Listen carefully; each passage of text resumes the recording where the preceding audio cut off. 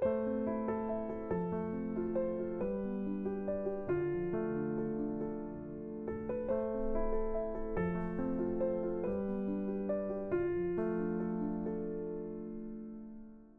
to day 3 of Holy Week.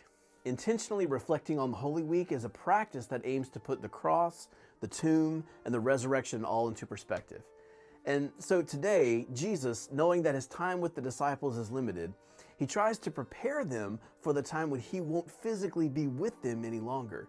They're spending time together at the Mount of Olives, and Jesus takes the opportunity to teach the disciples, the ones he loves, about the kingdom to come. And the disciples, they don't fully understand what Jesus means when he talks about the kingdom to come. You and I, we have the luxury of seeing the whole story from beginning to the end.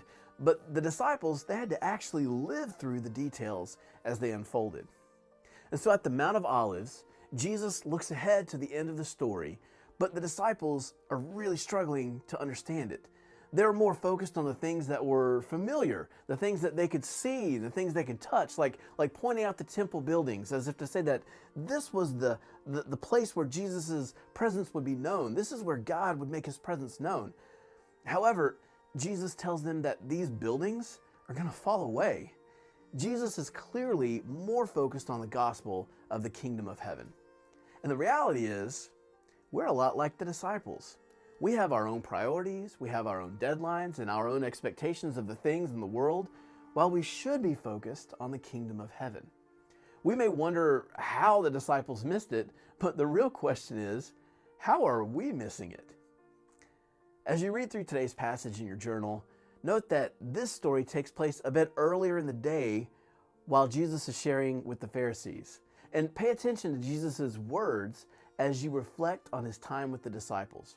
And remember, if you don't have a journal of your own, simply text the word journal to 833-241-4241 to receive a free digital download of the resource. Also, today is the day that it's suspected that Judas, one of Jesus' 12 disciples, one of the few men he was closest with throughout his earthly ministry, betrayed him to the Sanhedrin.